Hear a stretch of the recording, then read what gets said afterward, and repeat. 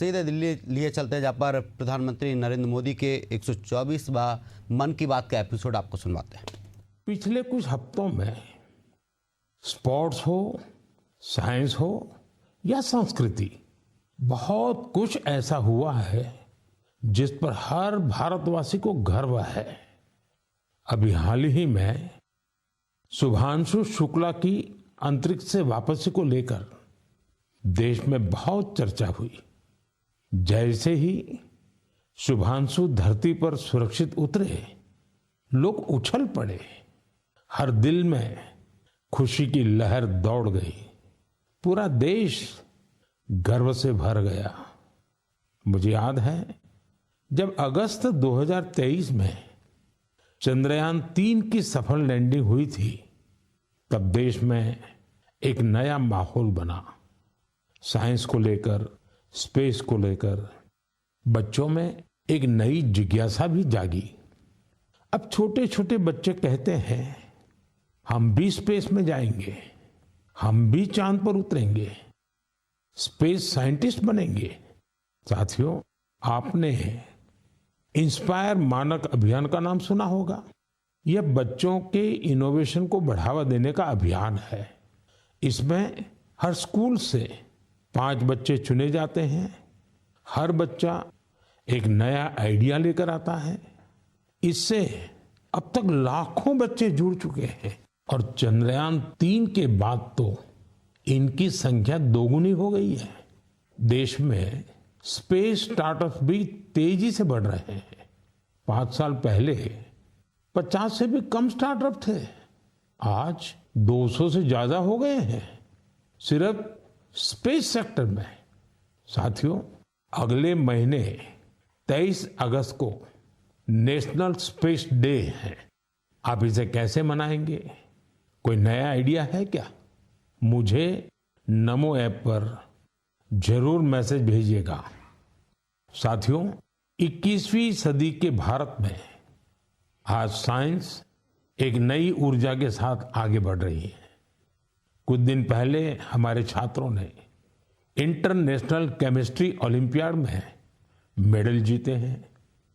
देवेश पंकज, संदीप कुची, देवव्रत प्रियदर्शी और उज्जवल केशरी, इन चारों ने भारत का नाम रोशन किया।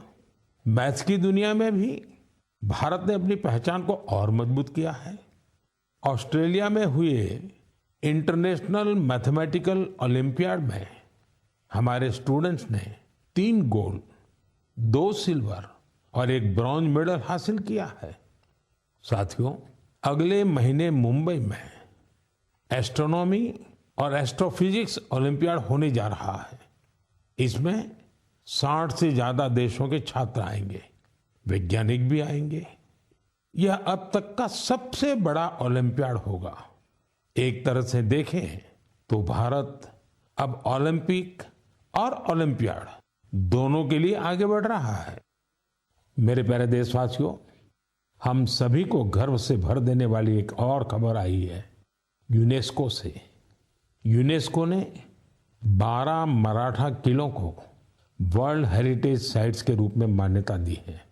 11 किले महाराष्ट्र में, 1 किला तमिलनाडु में। हर किले से इतिहास का एक एक पन्ना जुड़ा है। हर पत्थर एक ऐतिहासिक घटना का गवाह है। सल्लेर का किला, जहां मुगलों की हार हुई, शिवनेरी, जहां छत्रपति शिवाजी महाराज का जन्म हुआ, किला ऐसा जिसे दुश्मन भेद न सके। खांदेरी का किला, समुद्र के बीच बना अद्भुत किला। दुश्मन उन्हें रोकना चाहते थे, लेकिन शिवाजी महाराज ने असंभव को संभव करके दिखा दिया। प्रतापगढ़ का किला, जहां अफजल खान पर जीत हुई, उस गाथा की गूंज आज भी किले की दीवारों में समाई है। विजय दुर्ग, जिसमें गुप्त सुरंगें थी, छत्रपति शिवाजी महाराज की दूरदर्शिता का प्रमाण इस किले में मिलता है। मैंने कुछ साल पहले रायगढ़ का दौरा किया था। छत्रपति शिवाजी महाराज की प्रतिमा के सामने नमन किया था। ये अनुभव जीवन भर मेरे साथ रहेगा। साथियों, देश के और हिस्सों में भी ऐसे ही अद्भुत किले हैं जिन्होंने आक्रमण झेले, खराब मौसम की मार झेली, लेकिन आत्मसम्मान को कभी भी झुकने नहीं दिया। राजस्थान का चित्तौड़गढ़ का किला, कुंभलगढ़ किला, रणथंभौर किला, आमेर किला, जैसलमेर का किला तो विश्व प्रसिद्ध है। कर्नाटका में गुलबर्गा का किला भी बहुत बड़ा है। चित्रदुर्ग के किले की विशालता भी आपको कौतूहल से भर देगी कि उस जमाने में किला बना कैसे होगा। साथियों, उत्तर प्रदेश के बांदा में है कालिंजर किला। महमूद गजनवी ने कई बार इस किले पर हमला किया और हर बार असफल रहा। बुंदेलखंड में ऐसे कई किले हैं। ग्वालियर, झांसी, दतिया, अजयगढ़, गढ़कुंडार, चंदेरी, ये किले सिर्फ ईंट पत्थर नहीं है, ये हमारी संस्कृति के प्रतीक है। संस्कार और स्वाभिमान आज भी इन किलों की ऊंची ऊंची दीवारों से झांकते हैं। मैं सभी देशवासियों से आग्रह करता हूं, इन किलों की यात्रा करें, अपने इतिहास को जानें, गौरव महसूस करें। मेरे प्यारे देशवासियों, आप कल्पना कीजिए, बिल्कुल भोर का वक्त, बिहार का मुजफ्फरपुर शहर, तारीख है 11 अगस्त 1908। हर गली, हर चौराहा, हर हलचल उस समय जैसे थमी हुई थी। लोगों की आंखों में आंसू थे, लेकिन दिलों में ज्वाला थी। लोगों ने जेल को घेर रखा था, जहां एक 18 साल का युवक अंग्रेजों के खिलाफ अपना देश प्रेम व्यक्त करने की कीमत चुका रहा था। जेल के अंदर अंग्रेज अफसर एक युवा को फांसी देने की तैयारी कर रहे थे। उस युवा के चेहरे पर भय नहीं था, बल्कि गर्व से भरा हुआ था। वो गर्व जो देश के लिए मर मिटने वालों को होता है। वो वीर, वो साहसी युवा थे खुदीराम बोस। सिर्फ 18 साल की उम्र में उन्होंने वो साहस दिखाया जिसने पूरे देश को झकझोर दिया। तब अखबारों ने भी लिखा था, खुदीराम बोस जब फांसी के फंदे की ओर बढ़े तो उनके चेहरे पर मुस्कान थी। ऐसे ही अनगिनत बलिदानों के बाद, सदियों की तपस्या के बाद हमें आजादी मिली थी। देश के दीवानों ने अपने रक्त से आजादी के आंदोलन को सींचा था। साथियों, अगस्त का महीना इसीलिए तो क्रांति का महीना है। 1 अगस्त को लोकमान्य बाल गंगाधर तिलक की पुण्यतिथि होती है। इसी महीने 8 अगस्त को गांधी जी के नेतृत्व में भारत छोड़ो आंदोलन की शुरुआत हुई थी। फिर आता है 15 अगस्त, हमारा स्वतंत्रता दिवस। हम अपने स्वतंत्रता सेनानियों को याद करते हैं, उनसे प्रेरणा पाते हैं। लेकिन साथियों, हमारी आजादी के साथ देश के बंटवारे की टीस भी जुड़ी हुई है। इसलिए हम 14 अगस्त को विभाजन विभीषिका स्मृति दिवस के रूप में मनाते हैं। मेरे प्यारे देशवासियों, 7 अगस्त 1905 को एक और क्रांति की शुरुआत हुई थी। स्वदेशी आंदोलन ने स्थानीय उत्पादों और खासकर हैंडलूम को एक नई ऊर्जा दी थी। इसी स्मृति में देश हर साल 7 अगस्त को नेशनल हैंडलूम डे मनाता है। इस साल 7 अगस्त को नेशनल हैंडलूम डे के 10 साल पूरे हो रहे हैं।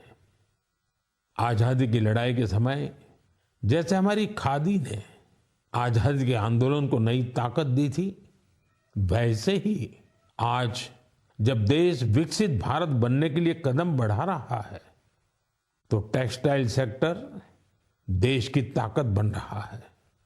इन 10 वर्षों में देश के अलग अलग हिस्सों में इस सेक्टर से जुड़े लाखों लोगों ने सफलता की कई गाथाएं लिखी हैं।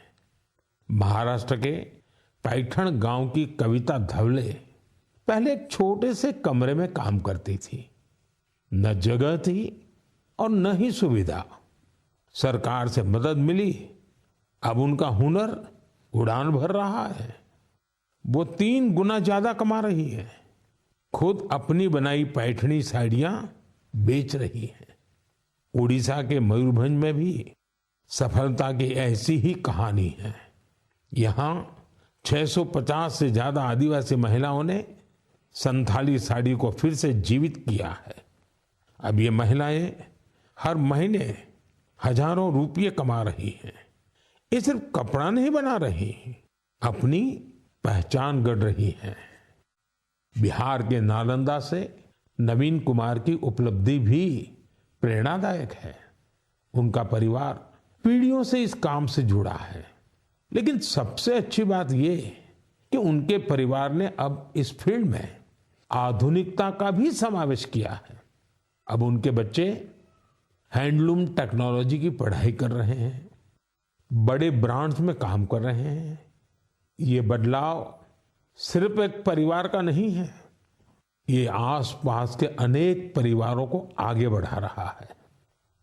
साथियों, टेक्सटाइल भारत का सिर्फ एक सेक्टर नहीं है, ये हमारी सांस्कृतिक विविधता की मिसाल है। आज टेक्सटाइल और अपैरल मार्केट बहुत तेजी से बढ़ रहा है और इस विकास की सबसे सुंदर बात यह है कि गांवों की महिलाएं, शहरों के डिजाइनर, बुजुर्ग बुनकर और स्टार्टअप शुरू करने वाले हमारे युवा सब मिलकर इसे आगे बढ़ा रहे हैं। आज भारत में 3000 से ज्यादा टेक्सटाइल स्टार्टअप सक्रिय हैं। कई स्टार्टअप्स ने भारत की हैंडलूम पहचान को ग्लोबल हाइट दी है। साथियों, 2047 के विकसित भारत का रास्ता आत्मनिर्भरता से होकर गुजरता है और आत्मनिर्भर भारत का सबसे बड़ा आधार है वोकल फॉर लोकल। जो चीजें भारत में बनी हो, जिसे बनाने में किसी भारतीय का पसीना बहा हो, वही खरीदे और वही बेचे, ये हमारा संकल्प होना चाहिए। मेरे प्यारे देशवासियों, भारत की विविधता की सबसे खूबसूरत झलक हमारे लोकगीतों और परंपराओं में मिलती है और इसी का हिस्सा होता है हमारे भजन और हमारे कीर्तन। लेकिन क्या आपने कभी सुना है कि कीर्तन के जरिए फॉरेस्ट फायर के प्रति लोगों को जागरूक किया जाए? शायद आपको विश्वास न हो, लेकिन ओडिशा के क्योंझर जिले में एक अद्भुत कार्य हो रहा है। यहां राधा कृष्ण संकीर्तन मंडली नाम की एक टोली है। भक्ति के साथ साथ ये टोली आज पर्यावरण संरक्षण का भी मंत्र जप रही है। इस पहल की प्रेरणा है प्रमिला प्रधान जी। जंगल और पर्यावरण की रक्षा के लिए उन्होंने पारंपरिक गीतों में नए बोल जोड़े, नए संदेश जोड़े। उनकी टोली गांव-गांव गई, गीतों के माध्यम से लोगों को समझाया कि जंगल में लगने वाली आग से कितना नुकसान होता है। ये उदाहरण हमें याद दिलाता है कि हमारी लोक परंपराएं कोई बीते युग की चीज नहीं है। इनमें आज भी समाज को दिशा देने की शक्ति है। मेरे प्यारे देशवासियों, भारत की संस्कृति का बहुत बड़ा आधार हमारे त्योहार और परंपराएं हैं। लेकिन हमारी संस्कृति की जीवंतता का एक और पक्ष है। ये पक्ष है अपने वर्तमान और अपने इतिहास को डॉक्यूमेंट करते रहना। हमारी असली ताकत वो ज्ञान है जिसे सदियों से पांडुलिपियां, मैन्युस्क्रिप्ट के रूप में सहेजा गया है। इन पांडुलिपियों में विज्ञान है, चिकित्सा की पद्धतियां हैं, संगीत है, दर्शन है और सबसे बड़ी बात वो सोच है जो मानवता के भविष्य को उज्जवल बना सकती है। साथियों, ऐसे असाधारण ज्ञान को, इस विरासत को सहेजना हम सबकी जिम्मेदारी है। हमारे देश में हर कालखंड में कुछ ऐसे लोग हुए हैं जिन्होंने इसे अपनी साधना बना लिया। ऐसे ही एक प्रेरणादायक व्यक्तित्व है मणि मारन जी, जो तमिलनाडु के तंजावुर से हैं। उन्हें लगा कि अगर आज की पीढ़ी तमिल पांडुलिपियां पढ़ना नहीं सीखेगी तो आने वाले समय में ये अनमोल धरोहर खो जाएगी। इसलिए उन्होंने शाम को कक्षाएं शुरू की, जहां छात्र, नौकरी पेशा युवा, रिसर्चर सब यहां आकर के सीखने लगे। मणि मारन जी ने लोगों को सिखाया कि तमिल सुवड़ियल यानी पाम लीफ मैन्युस्क्रिप्ट को पढ़ने और समझने की विधि क्या होती है। आज अनेकों प्रयासों से कई छात्र इस विधा में पारंगत हो चुके हैं। कुछ स्टूडेंट्स ने तो इन पांडुलिपियों के आधार पर ट्रेडिशनल मेडिसिन सिस्टम पर रिसर्च भी शुरू कर दी है। साथियों, सोचिए, अगर ऐसा प्रयास देश भर में हो तो हमारा पुरातन ज्ञान केवल दीवारों में बंद नहीं रहेगा, वो नई पीढ़ी की चेतना का हिस्सा बन जाएगा। इसी सोच से प्रेरित होकर भारत सरकार ने इस वर्ष के बजट में एक ऐतिहासिक पहल की घोषणा की है, ज्ञान भारतम मिशन। इस मिशन के तहत प्राचीन पांडुलिपियों को डिजिटाइज किया जाएगा। फिर एक नेशनल डिजिटल रिपोजिटरी बनाई जाएगी, जहां दुनिया भर के विद्यार्थी, शोधकर्ता भारत की ज्ञान परंपरा से जुड़ सकेंगे। मेरा भी आप सबसे आग्रह है, अगर आप किसी ऐसे प्रयास से जुड़े हैं या जुड़ना चाहते हैं तो MyGov या संस्कृति मंत्रालय से जरूर संपर्क कीजिएगा, क्योंकि यह केवल पांडुलिपियां नहीं है, यह भारत की आत्मा के वो अध्याय हैं जिन्हें हमें आने वाली पीढ़ियों को पढ़ाना है। मेरे प्यारे देशवासियों, अगर आपसे पूछा जाए कि आपके आसपास कितनी तरह के पक्षी हैं, चिड़िया है, तो आप क्या कहेंगे? शायद यही कि मुझे तो रोज 5-6 पक्षी दिख ही जाते हैं या चिड़िया दिख ही जाती है।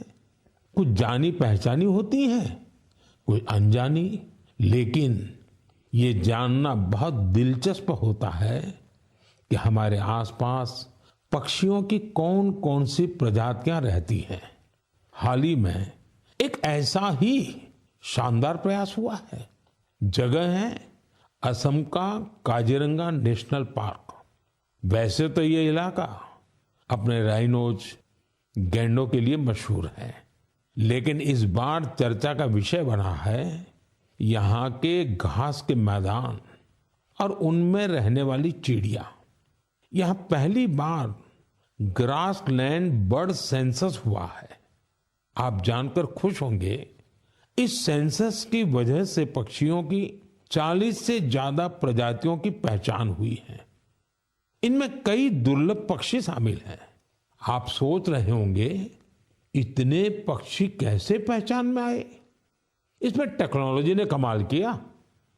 सेंसस करने वाली टीम ने आवाज रिकॉर्ड करने वाले यंत्र लगाए, फिर कंप्यूटर से उन आवाजों का विश्लेषण किया, AI का उपयोग किया।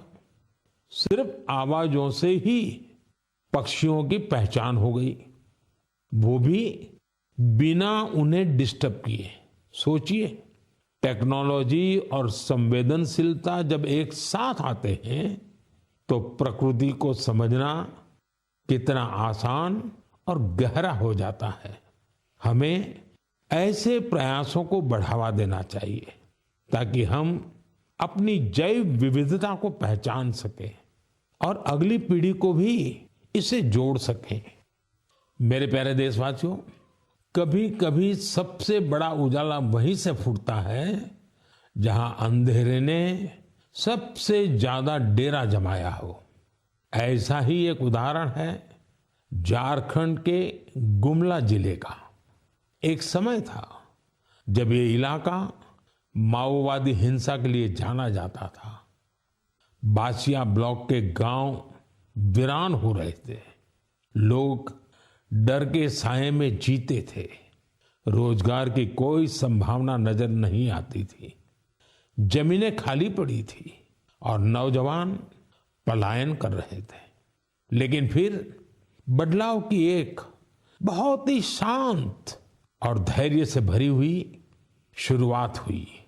ओम प्रकाश साहू जी नाम के एक युवक ने हिंसा का रास्ता छोड़ दिया। उन्होंने मछली पालन शुरू किया। फिर अपने जैसे कई साथियों को भी इसके लिए प्रेरित किया। उनके इस प्रयास का असर भी हुआ। जो पहले बंदूक थामे हुए थे अब मछली पकड़ने वाला जाल थाम चुके हैं। साथियों, ओम प्रकाश साहू जी की शुरुआत आसान नहीं थी। विरोध हुआ, धमकियां मिली, लेकिन हौसला नहीं टूटा। जब प्रधानमंत्री मत्स्य संपदा योजना आई तो उन्हें नई ताकत मिली। सरकार से ट्रेनिंग मिली, तालाब बनाने में मदद मिली और देखते देखते गुमला में मत्स्य क्रांति का सूत्रपात हो गया। आज बासिया ब्लॉक के 150 से ज्यादा परिवार मछली पालन से जुड़ चुके हैं। कई तो ऐसे लोग हैं जो कभी नक्सली संगठन में थे।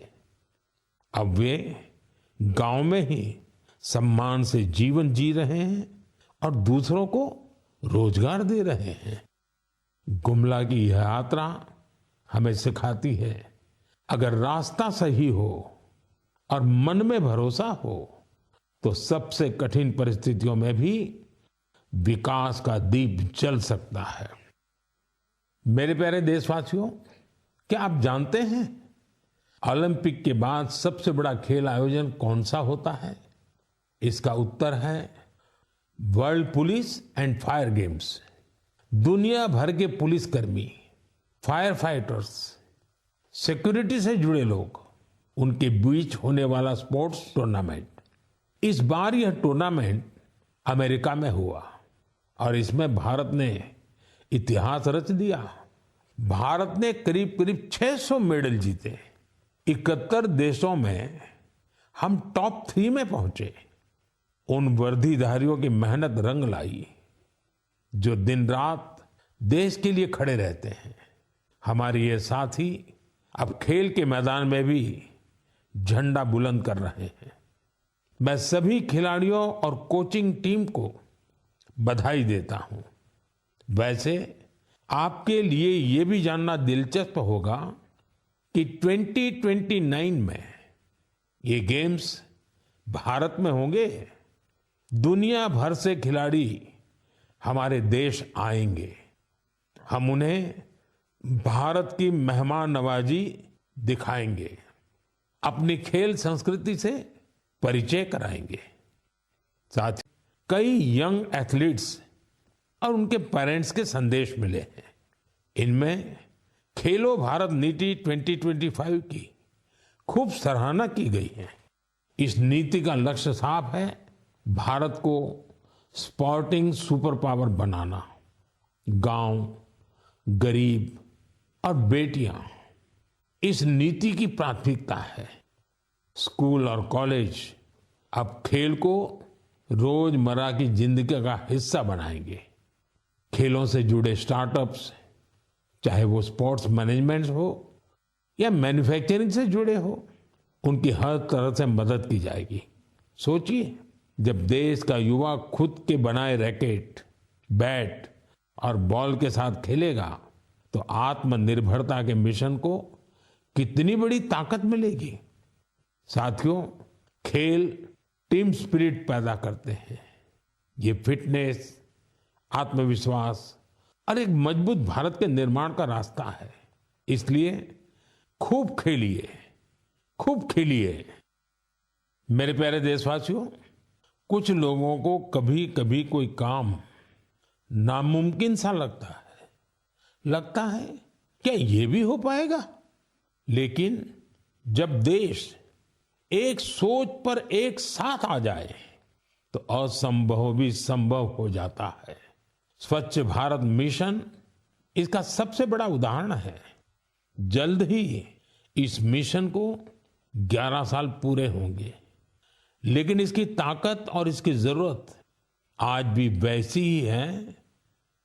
इन 11 वर्षों में स्वच्छ भारत मिशन एक जन आंदोलन बना है। लोग इसे अपना फर्ज मानते हैं और यही तो असली जन भागीदारी है। साथियों, हर साल होने वाले स्वच्छ सर्वेक्षण ने इस भावना को और बढ़ाया है। इस साल देश के 4,500 से ज्यादा शहर और कस्बे इससे जुड़े 15 करोड़ से अधिक लोगों ने इसमें भाग लिया। ये कोई सामान्य संख्या नहीं है, ये स्वच्छ भारत की आवाज है। साथियों, स्वच्छता को लेकर हमारे शहर और कस्बे अपनी जरूरतों और माहौल के हिसाब से अलग अलग तरीकों से काम कर रहे हैं और इनका असर सिर्फ इन शहरों तक नहीं है, पूरा देश इन तरीकों को अपना रहा है। उत्तराखंड में कीर्तिनगर के लोग पहाड़ों में वेस्ट मैनेजमेंट की नई मिसाल कायम कर रहे हैं। ऐसे ही बेंगलुरु में टेक्नोलॉजी से ऑर्गेनिक वेस्ट मैनेजमेंट का काम हो रहा है। अरुणाचल में एक छोटा सा शहर रोइंग है। एक समय था जब यहां लोगों के स्वास्थ्य के सामने वेस्ट मैनेजमेंट बहुत बड़ा चैलेंज था। यहां के लोगों ने इसकी जिम्मेदारी ली। ग्रीन रोइंग इनिशिएटिव शुरू हुआ और फिर रिसाइकल वेस्ट से एक पूरा पार्क बना दिया गया। ऐसे ही कराड़ में, विजयवाड़ा में वाटर मैनेजमेंट के कई नए उदाहरण बने हैं। अहमदाबाद में रिवर फ्रंट पर सफाई ने भी सबका ध्यान खींचा है।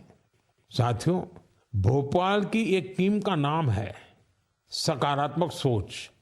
इसमें 200 महिलाएं हैं। ये सिर्फ सफाई नहीं करती, सोच भी बदलती है। एक साथ मिलकर शहर के 17 पार्कों की सफाई करना, कपड़े के थैले बांटना, इनका हर कदम एक संदेश है। ऐसे प्रयासों की वजह से ही भोपाल भी अब स्वच्छ सर्वेक्षण में काफी आगे आ गया है। लखनऊ की गोमती नदी टीम का जिक्र भी जरूरी है। 10 साल से हर रविवार बिना थके, बिना रुके इस टीम के लोग स्वच्छता के काम में जुटे हैं। छत्तीसगढ़ के बिल्हा का उदाहरण भी शानदार है। यहां महिलाओं को वेस्ट मैनेजमेंट की ट्रेनिंग दी गई और उन्होंने मिलकर शहर की तस्वीर बदल डाली। गोवा के पणजी शहर का उदाहरण भी प्रेरक है। वहां कचरे को 16 कैटेगरी में बांटा जाता है और इसका नेतृत्व भी महिलाएं कर रही हैं। पणजी को तो राष्ट्रपति पुरस्कार भी मिला है। साथियों, स्वच्छता सिर्फ एक वक्त का, एक दिन का काम नहीं है। जब हम साल में हर दिन, हर पल स्वच्छता को प्राथमिकता देंगे, तभी देश स्वच्छ रह पाएगा। साथियों, सावन की फुहारों के बीच देश एक बार फिर त्योहारों की रौनक से सजने जा रहा है। आज हरियाली तीज है, फिर नागपंचमी और रक्षाबंधन, फिर जन्माष्टमी, हमारे नटखट कान्हा के जन्म का उत्सव।